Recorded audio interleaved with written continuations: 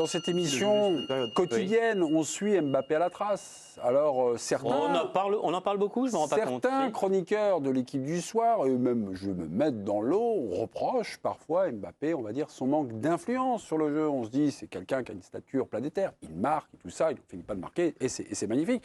Là, je trouve qu'à Lens, on a tiré un petit truc, je trouve qu'il est plus influent dans le jeu. Tout n'est pas parfait, mais je trouve qu'il y a quelque chose qui s'est un peu décanté sur ce match. Et vous avez dit que c'était le 8e match de suite au Wigan Ajax, c'est ça? Oui, exactement. Ouais. Bah, c'est-à-dire qu'au 8e, c'est mieux qu'au premier, non? Ça vous paraît pas logique? Oui, peut-être, oui. Est-ce que c'est aussi le trio qui fonctionne bien, Barcola, Dembélé, mais ce qui paraissait je trouve qu'il est plus... un peu incongru, parce qu'on a le sentiment que Mbappé dans l'axe, que ce soit en équipe de France ou en club, bah, c'est pas ça la solution. Et ça le semble de moins en moins au fur et à mesure des matchs. Et c'est vrai qu'aujourd'hui, on se rapproche un tout petit peu plus, en tout cas moi, de ce que fait Luis Enrique. Autant que je trouvais ça curieux, parce que Mbappé, il est meilleur à gauche que dans l'axe depuis qu'il a démarré sa carrière, et que je considère que c'est vraiment pas un vrai avant-centre. Autant avec les deux autres aujourd'hui, bah, c'est peut-être le meilleur système. C'est là où je ne suis pas tout à fait d'accord avec la deuxième partie de votre phrase. Ça ne veut pas dire que vous ayez raison, mon bonhomme. Je n'ai pas dit vous non, mais je n'ai pas dit de vous tromper, je ne suis pas humiliant comme vous. Chacun son. J'émets un doute sur votre raisonnement. Non, mais qu'il y ait des progrès d'Mbappé, on est d'accord, mais que ce soit lié, on va dire, à Luis Enrique, je trouve que Luis Enrique, le match de dimanche soir, fait qu'il veut jouer dans un certain style, il a des joueurs d'un profil complètement différent. Je trouve que ça avance pas par rapport à ça, justement. C'est un mariage de dogmes et de profils qui... Je commence à rejoindre un tout petit peu Luis Enrique, c'est qu'il dit depuis le début, quand on lui fait ce reproche, mais pourquoi est-ce que vous mettez Kylian Mbappé dans l'axe et c'est pas son meilleur poste. Moi, je le mets pas dans l'axe uniquement, il a une liberté quand même sur le front de l'attaque. Et c'est vrai, ce qu'on voit de Mbappé aujourd'hui dans l'axe avec Barcola notamment, il a quand même une grande liberté, il est aussi un peu sur le côté gauche. Ah d'accord, c'était pas une généralisation sur l'aspect du Paris Saint-Germain. Mais par rapport à ce que vous dites sur l'inadaptation ou possible entre l'effectif et le jeu le dogmatisme de Luis Enrique. Ça changera pas. Hein. Ça changera pas parce que on sait que ça changera pas. L'effectif est comme ça. Mais remarquez que peut-être. Et puis lui est comme ça surtout. Mais remarquez qu'un but sur deux peut-être en ce moment là, depuis 2 mois, est marqué en transition rapide. Mais oui, c'est contre. Et donc en fait, on a beau avoir un dogme, prôner un jeu de possession et tout ça. Si à un moment donné vous gagnez tous les matchs si vous gagnez 3-0 contre la Real à l'aller 3-0 en transition, vous n'allez pas dire non. Hein.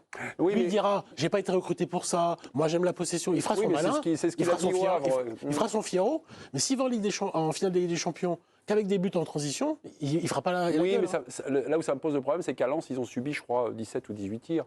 Ils subissent toujours beaucoup trop. S'ils jouaient un peu plus bas, mais bon, c'est pas la philosophie de Luis Enrique. Mais je trouve que Luis Enrique, ça avance pas beaucoup, voilà, avec son Paris Saint-Germain. Et c'est pas prêt d'avancer, vu sa philosophie. Et vu les joueurs qu'il a. Ça fait 5 mois et 15 jours, et peut-être qu'on peut encore une fois être patient. Ouais, moi, je suis pas trop d'accord. Non, mais je pense que ça collera pas. Mais enfin, je pense que ça collera pas. On peut pas faire jouer Dembélé machin dans les petits périmètres. C'est pas des joueurs comme ça. C'est des avaleurs d'espace. Non, mais là justement, c'est un peu moins le cas. Enfin, aujourd'hui, on a Mbappé qui décroche davantage. Si effectivement, on s'attend à se confirmer sur les matchs suivants, Mbappé est beaucoup plus altruiste. Il s'est rapproché de Dembélé avec lequel il a une connexion nette.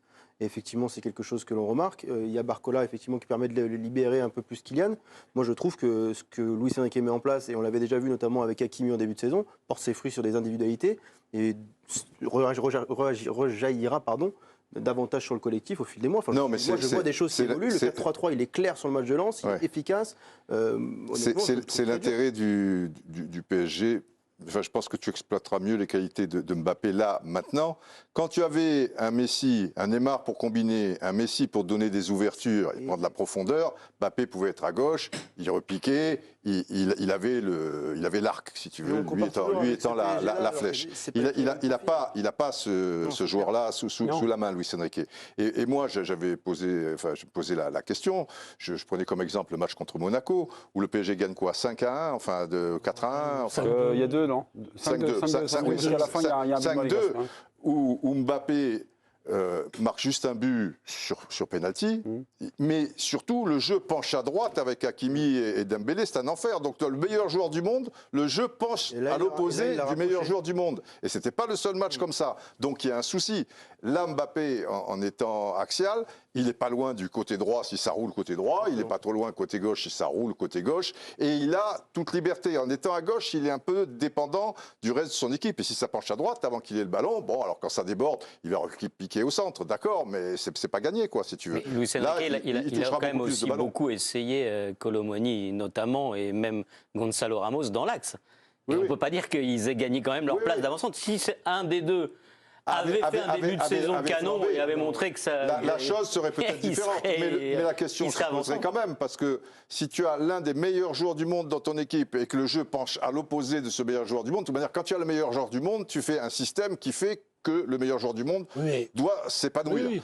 Et par rapport à ce que- par rapport par au à jeu ce du que dit- PSG, je défends Mbappé quand même quelque part, même s'il a peut-être eu une part de responsabilité, peut-être manque d'inspiration. C'est vrai qu'on trouvait qu'il allait un petit peu moins faire des appels de balles, Moi, je trouve en profondeur. moi, je trouve mais ça d'une va manière, mieux, là. Mais pardon. Je Mais trouve sens que d'une que ça manière va mieux. générale, eh ben oui, ça va mieux. ouais, ça va mieux. Ça va Ce que dit mieux Étienne, c'est que- avec ce changement de poste. Moi, ce que Il je sera dis, Étienne, plus à c'est que l'aise. moi, j'étais pas au courant de l'histoire du virus, des 6 kilos, tout ça. Je pense qu'il y a Oui, peut-être oui. un peu d'exagération. Je me suis pas dit, que depuis que Ramos joue encore moins que ce qu'il jouait, je me suis pas dit, ouah, catastrophe pour le PSG, ça va être encore pire. Ils vont non, rien personne n'a pu Je dire me ça. me suis pas dit, C'est pas ça si, la question. si Ramos ne joue plus, qu'il y a résultat, un virus qui le cloue au lit pendant 6 mois. Pourquoi ça te dit ça? Bah non, mais Ramos qui ne jouerait plus, qui n'est plus relax, ça va, on va pouvoir Mais s'en ce qui- remettre. Ce qui est juste intéressant Ils vont pouvoir et s'en remettre. intriguant, c'est de voir à quel point, en termes de date, si encore une fois, on accroît la thèse, qui est celle présentée par l'entourage de Ramos et par les Portugais. Mais si on croit ça, donc c'est le postulat de départ, c'est très intéressant de voir que Luis Enrique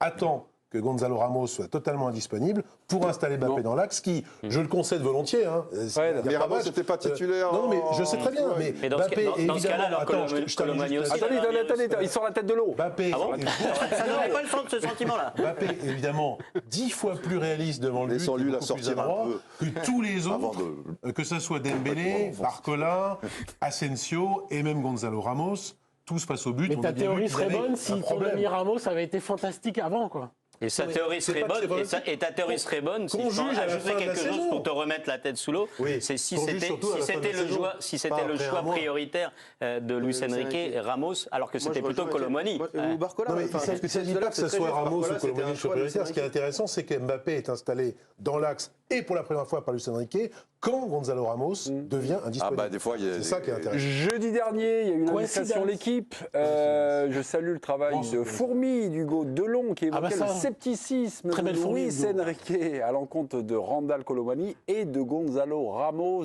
deux attaquants, dont le Portugais, qui pour Luis Enrique avait, on va dire, un bagage technique trop léger pour justement la continuité du jeu. Voilà, il les a mis et il pensait qu'ils allaient progresser.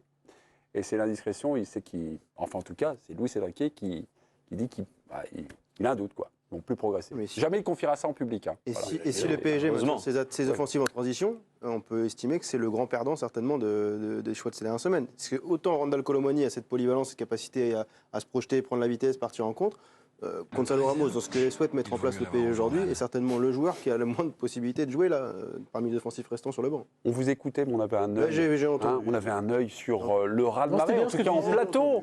À Contre 4 contre Fred 1, il s'en Dernier. sort bien quand même. Fred, Hein. C'est vrai que c'est bien battu. tu as tenu le débat comme un chef. Même si tu as fait